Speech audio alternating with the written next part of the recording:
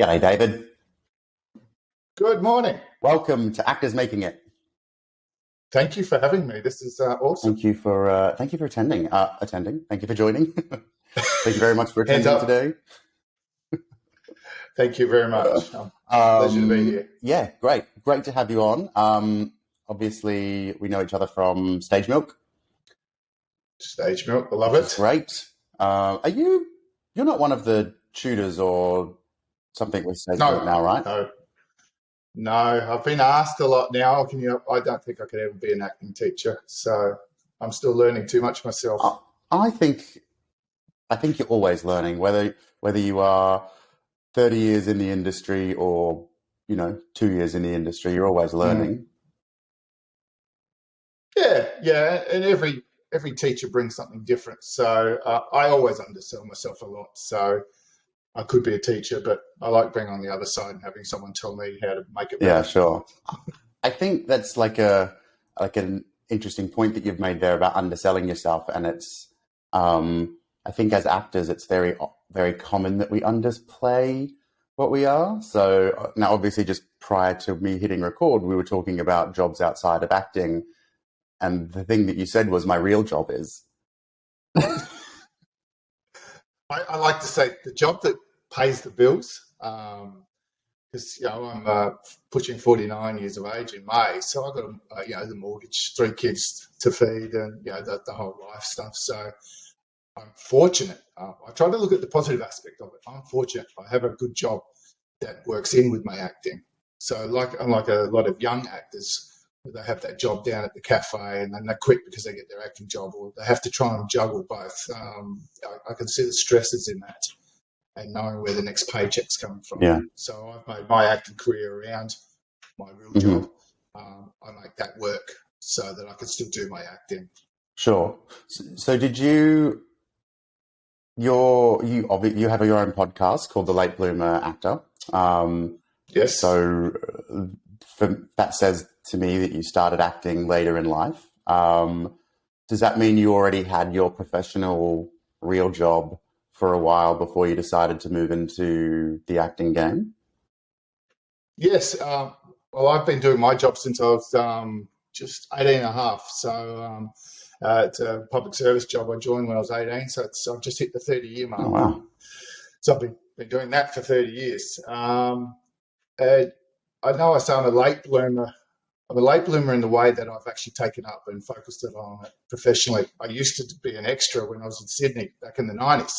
A mate of mine used to do it. So that's great. Yeah, get to work on sets and see films being made. Never even contemplated being an actor. So I signed up with an agency in Sydney and got to do some great stuff. I was on Star Wars, Attack of the Clones. So I got to do a great scene with Natalie Portman. So here I think I was 21, 22, Natalie Portman on set. So I was just big wide eyes. Oh my God, It's Natalie Portman.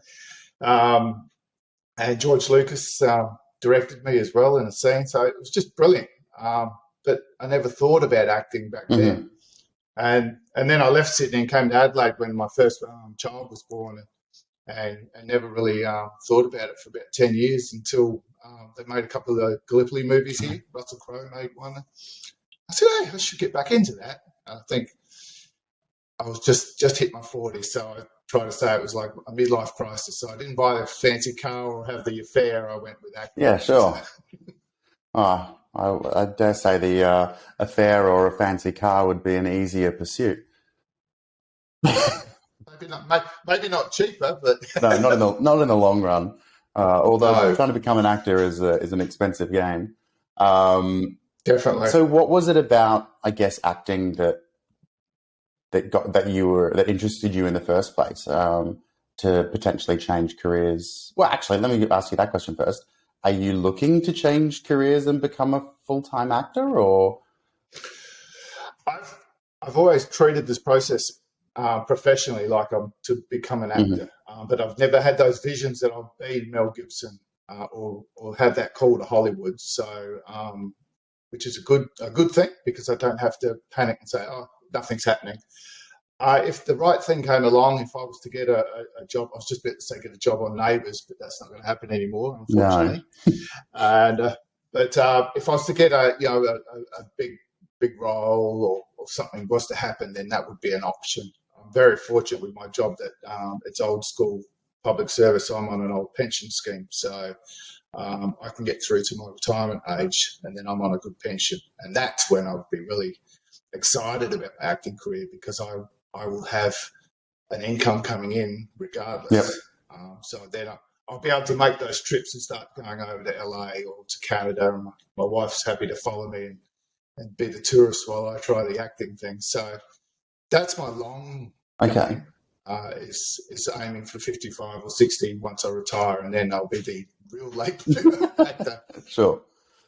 But in the short term, yes, if something was to happen, then that's brilliant. Yeah. I've got that ability to take time away from my career and focus on the 6 to 12 months if something comes up. Okay. So, you listen to this podcast, so I ask this question all the time. What was your idea of making it then when you decided to start looking at this career choice?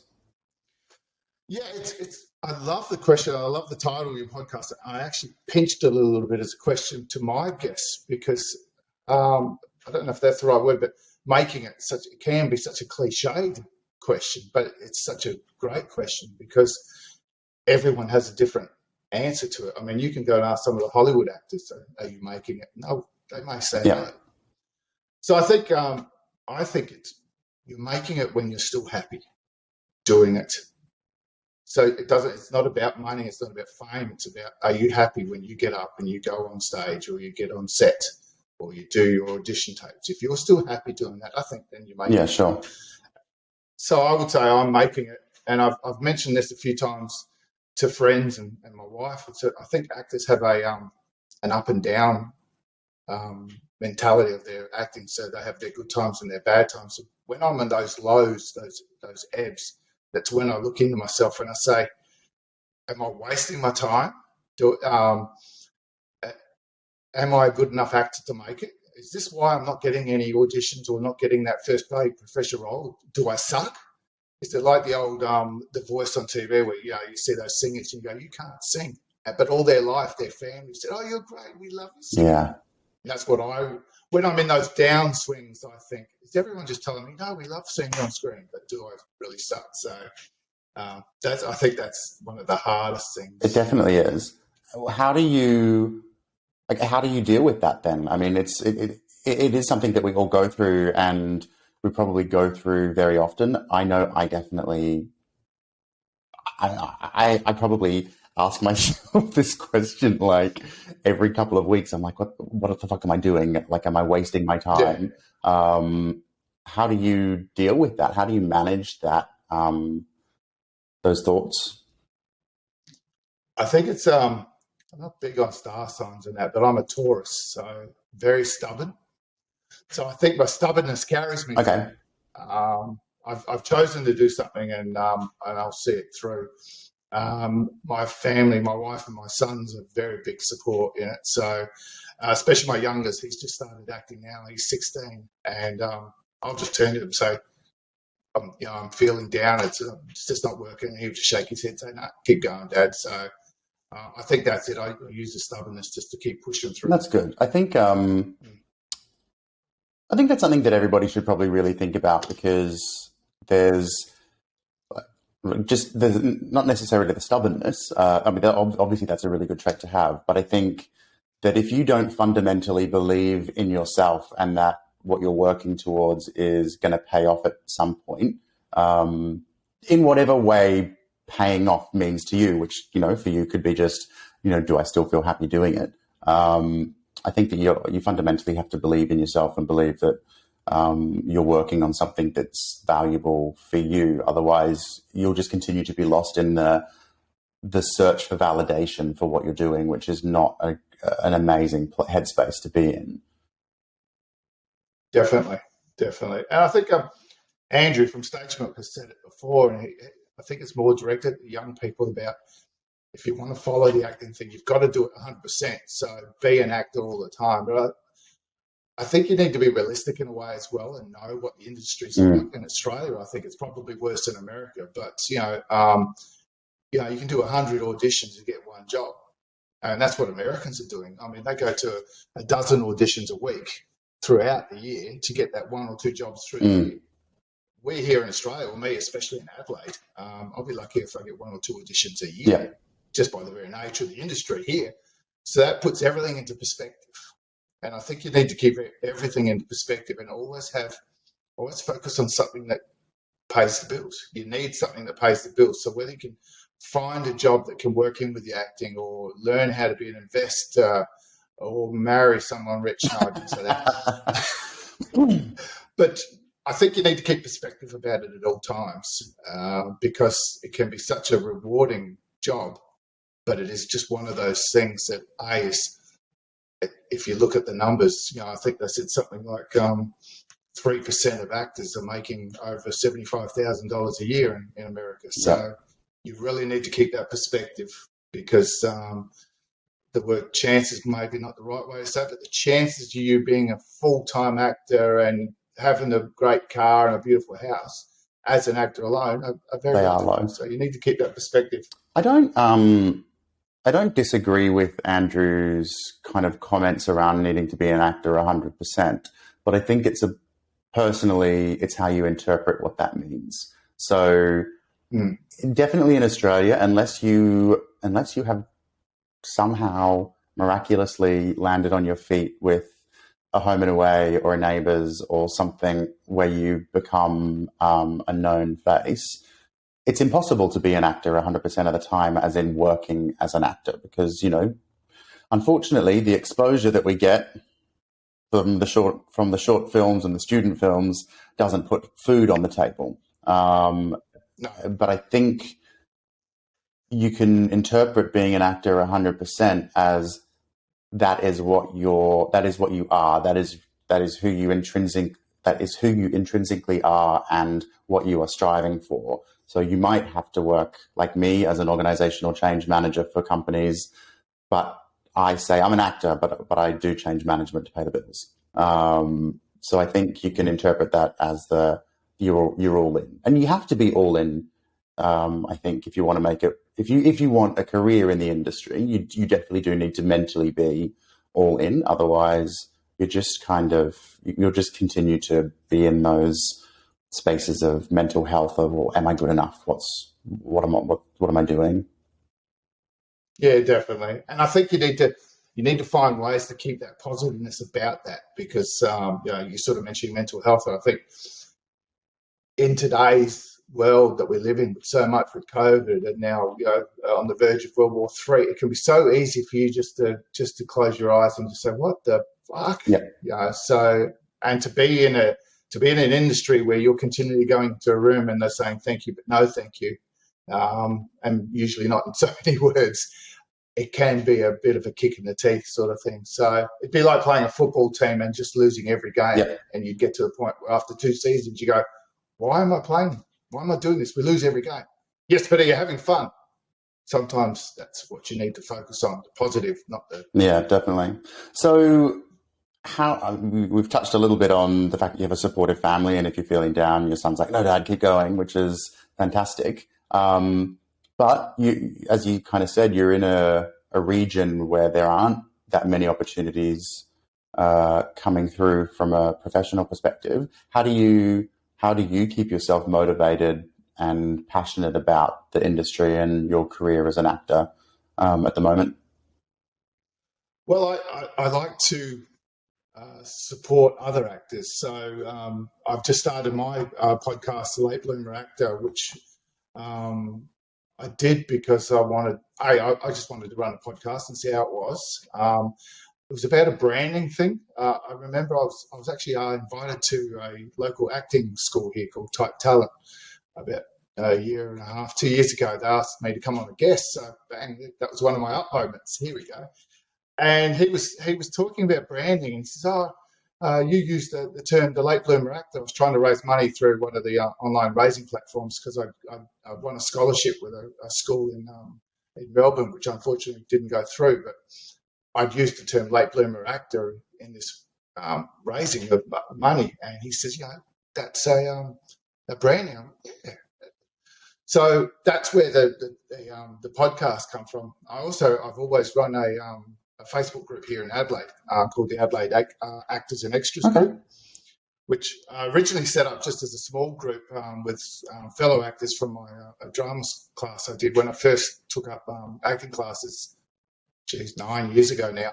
And then that expanded into this group. And I used that to share opportunities with Adelaide actors, both indie films, classes coming up, teachers that. I do a lot of mentoring on there about how to promote yourself. I was really big there for a little while. We had a few female actresses that were going to some auditions alone, and we had an issue with one that did an audition and she had to take her clothes off, and they came to me through the group.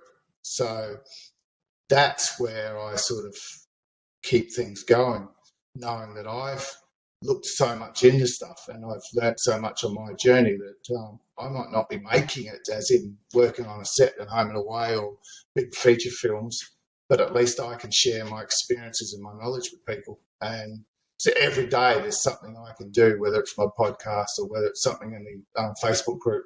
And that's what I find that keeps me going, definitely. Yeah, sure. Well, that's good. I mean, I definitely think that this industry I think as humans, I think we can all get very insular and very much focused on ourselves and our own careers and what it is that we're doing, and fall into a trap of being not necessarily take, but like not giving back and not really doing anything apart from focusing on yourself, which is, I think, kind of natural. Most, that's kind of people in general. So it's really nice to hear that you've kind of looked at how you can give back to the community and support other actors. I just think in the world at the moment and just in general, it's not something that a lot of people do to offer back. So, I like to think that there's more people like that than there isn't. I think in this world of social media and influencers and TikTok, a lot of people get that. They were, where's my numbers? I want everyone looking at me. Everyone looking at me. Look at me. And I put my videos on TikTok, get 240 views. So I'm not relying on that to count. But I do like it when someone comes back and says, "Oh, hey, thanks for your advice last week. This is what happened because of what you told me." Or, "Hey, Dave, can you come along and do an audition with me? It's with a indie director and it's at his home, or they're just a small place like that. Can I have someone to come along for support?" So that's what I love doing that. So that's cool. Yeah, that's really good. As you know, over the past few years, self-tapes have become the norm, and they are being used by more and more industry professionals to cast all sorts of productions. I've personally recorded self-tapes for theatre and TV and film and commercials, and it makes life easier for casting as they can see more options. But what isn't easy for us actors is finding someone to read for us in the moment that we need them. That's where We Audition comes in. We Audition is an online video chat community where you can call someone that has marked themselves available and they will read for you for your audition. You can use We Audition to rehearse, film, or just ask questions that may help your audition. Last year I had an actor contact me who had never drank alcohol, who just wanted to know how to play drunk. You can sign up to We Audition to be a reader yourself. I log into We Audition most days and I just leave it on, and people call and I accept, and I help them with their auditions. So you can earn a little extra cash doing that, and you can just meet some great people. I even helped one of the main cast of Morning Wars tape an audition towards the end of last year. Look, it's a great platform, and if you're going to sign up to be a reader, it basically pays for itself. So if you want to sign up to be a reader on We Audition, you can get 25% off using the Actors Making It discount code MAKINGIT. So just go to www.weaudition.com and use the code MAKINGIT when you sign up.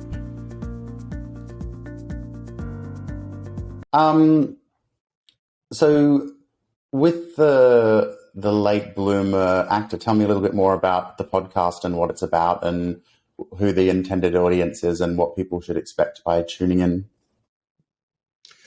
Well, it was originally written for me. I actually said this is a podcast about me and my journey as a late bloomer actor. I've since changed that, and I said this is now a podcast about late bloomer actors or fellow late bloomer actors. But I end my intro with, but I think anyone can get something from this, not just actors. And it's exactly what we're talking about today. Even though this is an acting podcast, so to speak, we talk about things that you can take away from any job or any life. So that's what I try to get out of that. But the whole entirety of the podcast is about meeting other actors and seeing where they're at on their journey, finding out where their mistakes have been, where their positives have been, how they keep going, as well as speaking to some industry guests to see what they think for older actors. So if you're not 20-something straight out of drama school, how do you come into an audition room? So I've got Greg Axe coming on in April. So cool. It's going to be really interesting to see what his focus will be on us oldies, so to speak. So but it's focused on the older actor, the actor who hasn't had that ability to go through a drama school process or 3 years, etc., and how they can push forward and make it work. But you can get something out of it for everyone. Yeah, cool. Do you have a I don't know. Like, I don't know if I would consider myself a late bloomer actor, but I probably could. But like for me, acting is something that I've done since I was in school, and I did go to university and study it a little bit. But it wasn't until like the last 4 or 5 years where I actually was like, no, I'm an actor and I'm going to put the pedal to the metal kind of thing. So would you class that as a late bloomer actor? Yeah, I've been doing some reading on it. So there are 2 types of late bloomer actors. So there's me, the one that comes to things late, or started something late.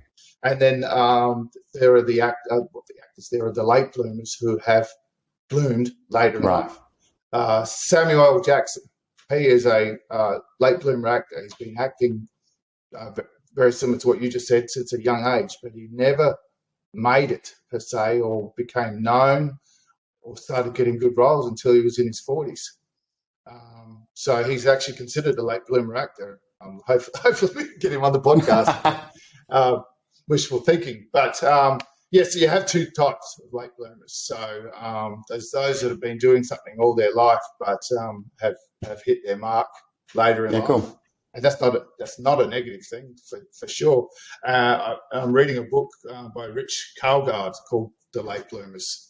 And he talks about American educational system where they focus on you've got to come high school, college, you have to make it work in the first 5 years. You know, you've got to be a 20-something and be that rich entrepreneur, so to speak. But he says they need to change the way we educate people and have life experience build on top of your experience set and not knock people because they haven't made it in the first 5 years of their life. Because sometimes the better people are the ones that are coming as a late bloomer with experience and life skills. Yeah. I think I was actually literally having a very similar conversation with a mate of mine on Friday night. And that was to do with relationships, but the same kind of premise kind of exists in a lot of things in life. We grow up in these kind of like systems of you have to do this before you can achieve this, before you can achieve this, before you can achieve this. And I think, media is a bad thing. Bad thing's the wrong word. Very articulate this morning. We have so many belief systems that media and movies and TV shows push on us that we then accept those for ourselves and put undue pressure on what we should have achieved by what age. Like take relationships as an example. Most TV shows or movies is like, I'm almost 30 and I'm not married and I don't have a kid, or I'm almost 30 and I'm not a manager, or I haven't made my millions, etc. And I think that so often, because that's the type of stuff that we hear in media or if we're at school and you're like, you've got to do these things. But yeah, we put this pressure on ourselves that we have to have achieved. If we haven't achieved something by a certain point, then we're over the hill and it's not going to work. And I think acting is definitely one of those industries where a lot of people are like, oh, I'm over 30. I'm never going to make it as an actor. Like it's way too late for me to even get in the game. So I think it's a really interesting kind of topic. What did you personally? That's a closed question. Have you had, what sort of insecurities, etc., have you had around kind of being a late bloomer and starting later in life? I hate going into a room full of people. Okay. Which a lot of actors have to do. I like to say I'm very introverted, which when I tell people at work that, they go, "Oh my God, no way, you're extrovert, you're out there." I said, "Yes, that's because you know me." So if I'm in an environment where I know people and I'm comfortable in that, I'm a very extroverted type of guy. I come out with jokes and rubbish and laugh and stuff like that. But if I go into anything where I'm new, whether it's with my real job or acting, I go into a crowd of people where you've got to try and mingle. I hate it, absolutely hate it. And I think that's where I struggle a lot, because for the acting journey, that's a lot of what you need to do. It's about networking and meeting people. So I would find that would be one of my biggest and hardest things, would be going into those new environments and just feeling like a fish out of water. Yeah. So I hate it. How do you kind of combat that then, with the fact that it's something that needs to happen? I mean, I'm very similar. Like, networking, something I hate doing. Put me in a room full of people that I know, and I can be joking and have a great time. Put me in a room full of people that I don't know, and I'm like sitting in the corner and I've got resting bitch face, and everyone's like, "Well, he looks like an absolute wanker," but really, I'm just like, I don't know what to do. How do you cope with that, or how do you manage that? I just go to the next one. I just keep doing it, and sometimes I don't hang around as long as I should when I'm in these rooms. Like if I've gone to a premiere of an indie film, and then I come out and everyone's mingling, and if my wife hasn't come with me, I'm by myself, and if I haven't been able to focus on a person that I know I can sort of gravitate and feel safe with, I quickly extricate myself and leave. But a lot of times I've had, "Hey, where'd you go? I wanted to catch up." So I try to remember that there are people there that are looking to speak with me and see me and have me part of that environment. So it's just that initial foray when you walk out, you just feel like you're that fish out of water, which we all hate, of course. So yeah. It's again, I think it's that stubbornness that I spoke about before. I know I hate it, but I'll go to the next one, and because I know I have to, and I know it's good. Yeah. But there's more positives that come out of it than negatives, and you've just got to push through your anxiety. Yeah, sure. Well, that's interesting then. So for anybody out there that listens to the podcast that also struggles with the same thing, because we focus on negatives a lot, which is again kind of natural. What are some of the positives that have come out of those situations where you have kind of persevered through and got in with the networking and talking to people? What are some of the things that have been a positive impact for you because you kept going? I think when you get the call from someone to say, "Hey, we'd like you to audition for our film," or "Can you help out with this?" or "I met you at the industry night last week, so to speak. Do you remember me?" And I'm terrible with names. So I go, "Yeah, I do." So I think that's what's good, when you do see some results from it. And even if you don't see those results, you just got to keep plodding on. And it's the joys of the acting world. There are so many negatives. You need to learn how to get over the no's and the nothings for that one in a million, yes, and come in and see me sort of thing. Mm-hmm. So it's just a matter of finding a way of dealing with the nature of the beast and just pushing through. Sure. And maybe just learn how to be stubborn like me and just keep doing it, yeah, no. so to speak. But I listen to quite a few podcasts for acting, and the one that I hear a lot is people get stumped when they get asked that question. You say, "Oh, what are you?" You say, "Oh, I'm an actor," or "I do acting." And the first question that comes up is, "Oh, what have I seen you in?" Oh. And we all do exactly what you just did. The eyes go, "Oh my God," and you start to sink in your chair, and because you go, oh, well, a lot of us have something to say. I mean, we've been plenty of indie films, but you know damn well that they haven't seen them or heard of them. They want you to say, oh, I was in Neighbours, or I was on the last Star Wars movie, that sort of stuff. But it's a really tough area then to say, well, so what do you say? I hate that question. And I don't know if it's like, I guess, let me rephrase. I have hated that question. And I think before I got to a point where I believed truly I'm an actor, my immediate mindset went to that question invalidates what I've done and whether or not I am an actor because they haven't seen me in something. Or they wouldn't know the thing that I've been in. But the reality is I don't know every single film that's ever been made. I've not watched every single thing that every person has done. So yeah, usually when people say, oh, would I have seen you in anything? My response now is, I don't know. Do you watch a lot of student films? And they're like, oh, no. Like, well, then you probably haven't seen me in anything. Again, I think it's focusing on the positives, and I think say, I do a lot of lead and support roles in student indie films to help out that industry. So I'm continually studying and making things work. So whether they like that answer or not, it's up to them. But it is a heart-breaking type of question, and not a fair question either, because if you say, hey, I'm a dentist, they don't ask, oh, whose mouth have you looked at? I was about to say that. What do you do? I'm a lawyer. What celebrities have you defended? Yeah. Would I know any of your cases? Actually, I don't think that people ask those questions. I do. I did meet an architect recently, and I stopped myself from asking the question because the thing, like the immediate thought process was, oh, well, have you worked on anything that I would know? Yeah. I was like, no, I can't ask that question. That's stupid. Yeah, it's a stupid question. Definitely. So I guess let's talk about successes then, because I think the thing that we need to try and keep ourselves motivated in this industry, especially in this particular country. Your IMDb is pretty full of work.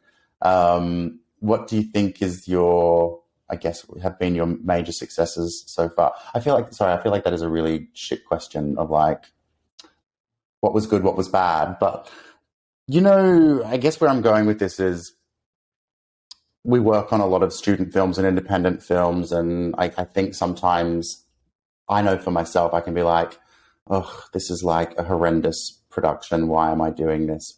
And then you'll work on something that's like, yeah, this is my reminder of why I'm doing this and what I love. What's kind of your high points so far that's a better question. What are some of the high points so far of your acting journey?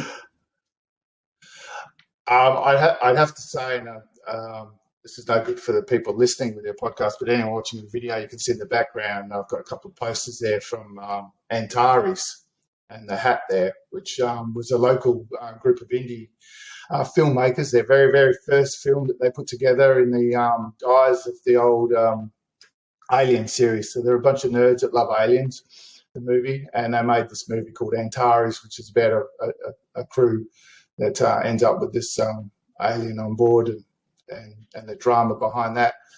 That was has been my favourite thing to do so far. It was with a great bunch of actors, a major support lead role, so to speak, my first time, with a full-on having to know so much lines and interacting with other actors, but also just made in such a way that it was fun being on set and it's fun seeing the results, and it made you feel like you're an actor and everything you'd done to get to that point was worth it. So that's definitely one of my biggest highlights, and it's something that keeps me going because I go, I'm ready to do that again because that's fun. And that's one of those things. It was supposed to be a short film, but it became a longer film. So now it's no longer a short film or a feature film. It's right in the middle. So it was really stuffed for a lot of festivals because it didn't fit into the right categories. It was too long for short films and it was too short for feature films. And is it something that's been distributed in places that can be watched, or it's on YouTube now? So as Antares, Antaries, I think that's the same as the start. I'll get you to share the link with me, and we can share that in the notes and stuff for people to see some of your work. And it's one of those things. It's that you don't see it coming. I auditioned. It was through Star Now. I didn't know the filmmaker at the time. We're now very good friends, and it's one of those things that makes you realise how funny auditions can be. Because the role I played in the movie is a security officer on the ship, and we were asked just to send in a tape. There was no script, just do your own thing. And I was down at Normanville at the time on a weekend away with the family, so I've just grabbed my camera on the beach and just filmed and said, "Hey, I'm on some shore leave, down from just relaxing from work up in space, but I need to get back up there because the captain needs me, needs my support. There's lots to do." So that was it. That was my audition. And the biggest thing that the director took from that is that all his auditions for the security officer role were guns, bang, shoot them up. I'm going to get in there. I'm going to shoot aliens. I'm going to do this. So he says, you took a different approach, which I didn't even mean to. I just did what I thought. So it highlights how, as an actor, auditions can be just, they can just come out of the blue, and it's amazing what makes it stand out. Yeah. Do you have for your acting career, do you have a path mapped out of what you want to achieve and where you want to go, or the type of stereotype or character or whatever? Like, do you have a trajectory of what you're working towards, or is it just a case of I'll work on whatever comes up that suits me, kind of thing? I will take whatever they give me. It is like that a bit. I don't think I'd turn anything down, but I do have to realise that I have a type. So I don't think you need to focus on what your branding or what your type would be, because the casting directors will see that. And through your self-tapes and through your work that you do previously, and just through who you are when you come in audition, I think filmmakers and casting directors, they know what you can play. Mm-hmm. So, I mean, I always get given the roles of the dads. I like to say the bad dad. I don't think I've had a good dad yet. I've always played a bad dad. Okay. So maybe that's because I'm such a good dad in real life. So I always get the dad or the doctor type, sort of professional sort of role. That's what it is. You get what you get given. So I think that we know a lot of actors that have stepped outside of their range, and sometimes it does not work, and you go, mate, you shouldn't have done that. We're talking indie actors or the big Hollywood ones. We've all watched a Hollywood movie and just go, oh my God, what did he do that for? What did she do that role for? But then we've seen those actors where you go, oh my God, I can't believe so-and-so's doing this, but they were brilliant. Yeah. I think you get what you get, and you do the best you can when you can get it. And that's what acting is. Yeah. It's about taking something and making it work. And do you, because you mentioned obviously the last one, this Ataris came through Star Now. Is there anything is there any projects that come your way that you kind of look at and go, oh, that's not for me, I'm not prepared to look at that? Or do you just go with it? I have a couple of roles that I just might not have felt comfortable with. I think it would more be based just on not knowing the filmmaker, so to speak. So if you're looking at your harder films that can involve a sexual side of things, that sort of stuff, if you don't feel comfortable, then you just don't do it. I haven't had anything like that come through a proper casting through a professional role or anything, because at least if you've got Heesam's casting or Molinars or something like that, you know that you're going in for a professional setup. But that's the big thing with Star Now and indie films, is you really need to make sure that it's safe and it's well, because there's a lot of people out there just trying to make things for their own gratification. So and that's not for me being a 49-year-old male. I think that's more for the 23-year-old females who want to be actresses and want to make it, and they'll do anything. And I think you need to be really careful because someone will take advantage for of sure. it. So, but if you don't feel comfortable with a role, don't do it, or ask lots of questions, for sure. Has there been, I'm thinking of something of my own that happened recently, but has there been anything that tell me about a time when you received an audition for something and you looked at it and was like, absolutely not, this is not happening, I can't do this. Oh, God, I can't think. I was asked from some fellow students when I was first started acting. They did a fringe show here in Adelaide, and they asked me to play the role of he was like the narrator. He was a barman in the background, so he's sort of explaining the scenes, but he was supposed to be overtly gay. And I just, hands went up. I said, no, I don't know if I could play that. I don't know if I can make it real, so to speak. So acting's about acting and about being someone else. But I was honest with them. I said, look, I don't think I can make it work for the way they had described the character. Mm-hmm. And one of the other actors went and did it, and it was just brilliant, the way he did it. And says, no way I would have been able to do that. I mean, I'm a 6'2", pretty big bloke as well. So it doesn't mean I couldn't do a role like that. But this particular character description that they wanted was flamboyant and dancing. I can't dance. I can't move in that way. So not that I didn't feel comfortable. I just didn't think I could do it justice. Yeah, sure. So to speak. So so that's what happened there. So. Yeah, that's I saw a thread on one of the Facebook channels recently where somebody was asking, I've now read the script and I'm not interested in the role that they offered me. How do I politely tell them that I'm not interested? And I think my advice was what you've just said there, which I think is good advice for anybody, because it's hard, you don't want to make people feel that their work is crap. That was harsh. Sometimes it is crap. Sometimes it's just not great. But you don't want to tell them that. I get that completely. No, and I think my way of dealing with it generally is, I don't think I can do this character justice. So I think that's a good thing to keep in mind. Definitely.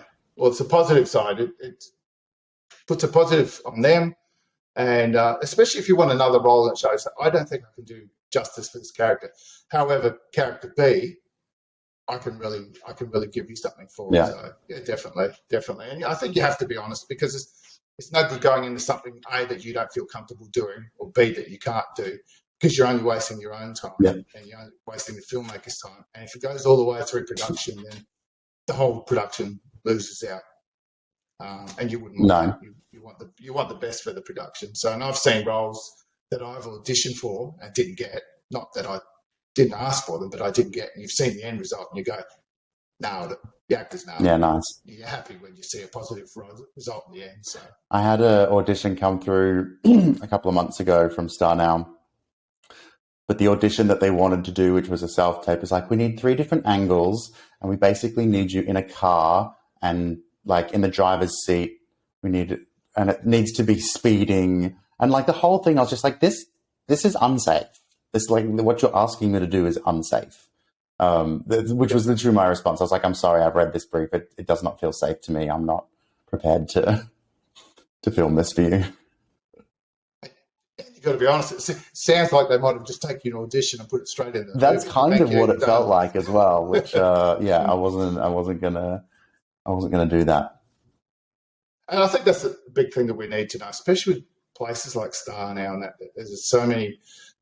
It's not just unscrupulous people trying to take what they want from something, but then there's people who just don't know that what they're asking for is wrong. They're just they're trying their best vein to get something done. They don't realise that it's not appropriate, and that's what worries me for young actors or desperate actors. Mm-hmm. Desperate, maybe not the right word, but they'll do anything to get that job.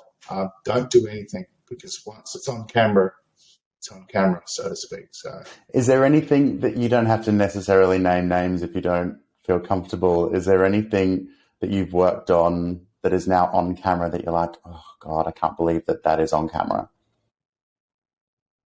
No, I think I've got most stuff here. There'd be one film that I wasn't proud of, that it was through a director here in Adelaide that there were issues later on with other people that I've supported because of how he did his auditions. This was before I saw those negatives, and I went in and did this role. And the story was good enough, but it was crap. And he came to me and he says, oh, look, cameras are so great these days. You don't need a sound guy. The sound coming from the camera is brilliant. It wasn't. The sound was shit, echoing. My acting sucked. The actress that I was trying to work with, she was struggling as much as me. It was a tough scene. It was a scene in a hotel room where I had to take a shower. So here I was in one of those situations. But that was the worst of it. That I had to take my shirt off, but I was a little bit overweight. And I look at it on the screen. I go, I look like crap. My acting sucks. The sound sucks. So no, that's a DVD that's in the bottom drawer now and hasn't seen the light of day. Fortunately, I'm not aware of anyone that has seen the movie. So that's not on IMDb and that's not on my CV. And it's a DVD that's in the bottom of the drawer that someone will find when they clean out my desk after I've died at 120 or something. So. Well, once you hit retirement age and you leave your public service job and you make it big in Hollywood, we'll have to dig it out for some kind of like special memorial event for David John Clark. No, I think Sylvester Stallone's got one of those videos, hasn't he? Before he was famous, he did a certain film with the Booka Booka Jawal music in the background. I'm sure it was Sylvester Stallone, but it's one of those. I don't think it was Sylvester Stallone. I think it was who's the one that did Zorro? Antonio Banderas. He's got one. I believe so. Either way, I know a few actors have got some stuff in the background that have reappeared once they become famous, and heaven forbid. Yeah, I can. Yeah, if I ever get famous, it will be interesting to see what comes out. I get a lot of guys joking at work saying, "Oh, you're going to do one of those films?" I said, "No, I'm not doing one of those films." No, it's definitely not worth it. I don't think, even if we get a drama, just doing a love scene would be just the toughest. Yeah. I don't even look forward to having to do a first on-screen kiss because I don't know. It's interesting. I did my first on-screen kiss a couple of years ago, which was when I first started getting back into acting, and it was a gay make-out scene. The scene is me making out with this young guy, and I prematurely ejaculate all over, like in my pants. Like that's now captured on camera for forever. The kissing part was fine. But what I'm really loving about the industry now is the fact that we've moved to have intimacy coordinators. I was on the set of a new TV show that's coming out in October a couple of weeks ago, and it was a bunch of gay scenes shot in a gay sex on premise venue in Sydney for this TV show. And the majority of the people that were in all the gay actors that were in the scene anyway frequent the venue anyway, so know kind of what goes down there. But it was just really interesting, like to have an intimacy coordinator to be on set and kind of talk through all of the stuff that you can do and make sure that everyone feels 100% comfortable with what's happening and make people feel safe to say, you know what, this doesn't feel comfortable and I don't want to do this. So at least we've now kind of got to a point in the industry where stuff like that is more common than not. Definitely. I think it's a very positive way forward.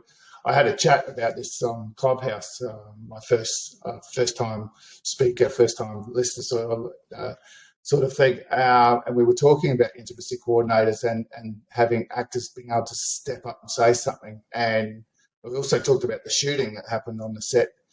And it's about actors having that confidence to be able to stand up and say, hey, there's something wrong here. I don't think this is right, or I don't feel comfortable. Because everything that's happened wrong on a set in any movie at any time has always been known by someone that something was wrong, but they weren't comfortable enough to say something. So I think it's brilliant, and it just makes for a better production at the end, especially for intimacy stuff, because you've got two actors that know what's going on, and they know where they're going, and they feel comfortable in it, and that'll come out and make the scene more real too, I think. So Definitely. I love it. Yes, it's good. It's good. In fact, I might see if I can interview an intimacy coordinator for the podcast, perhaps. Yeah, definitely. I know. So there's a few courses available now. The MEAA run, so we can have them. So I think that's the course has started as a professional course overseas, and now people have been trained up here, and so they're training more people to do it. So I think you'll find most movies have one on it. And it's not just about the kissing scenes or a lovemaking scene, it's about that closeness. So if you've got two people that have to get in within the other actor's frame, it's about knowing once you're inside their comfort circle, so to speak, how are you doing it, how are you approaching it. So I think it's a great thing. Yeah, definitely. So with I guess the world that we live in Australia and opportunity, are you obviously you have a full-time job and you're making it work as an actor. Do you create your own content as well? Do you have aspirations of like developing work? I know so many people say now you have to. Actors need to make their own work, A, to be doing something and to get themselves out there. I've never seen myself as someone behind the camera. I don't think I have that creative ability to make something work.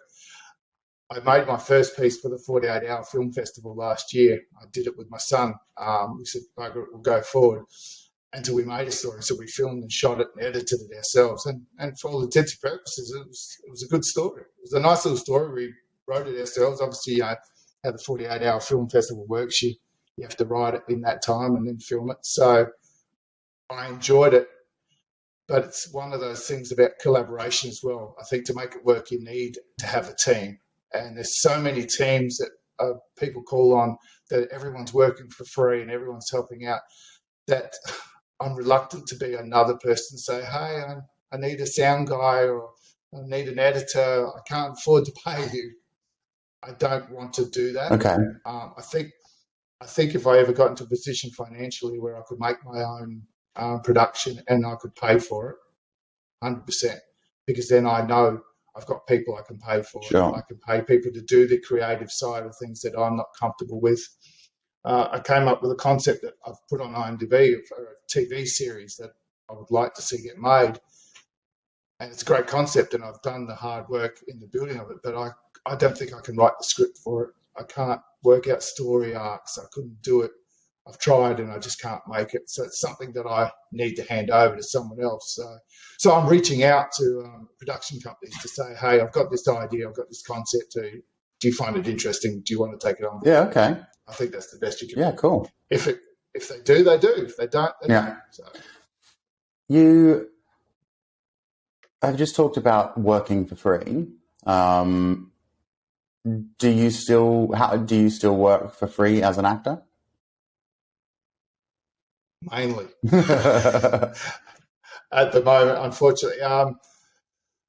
Most of my lead and support roles are all in indie films, so they're all voluntary, which I have no problems with. I've stepped back. I no longer do extra work for free, purely because it's not about saying I'm too good for that. My time's pretty precious to me now, so I will audition and I'll do indie films in an acting role per se. But paid work for me at the moment is just commercials and professional extra roles that I've had here. So I'm still waiting for that elusive speaking role and a professional role. So it will come eventually. A lot of people say, oh, you shouldn't do extra work as an actor because you're an actor. Yeah. So, well, I disagree. A paycheck's a paycheck. B, being on set's being on set. And C, you don't know what's going to happen on set. You don't know who you're going to meet. You don't know who's going to notice you. And all of a sudden the director might say, hey, you, over here, I need you to go up to the main actor in this scene and say, here's your coffee. Yeah. You've just gone from extra to to guest. Yeah. So. No, I think that's a good point. It's a weird one, I think, because we live in a region where the work is few and far between, professionally anyway.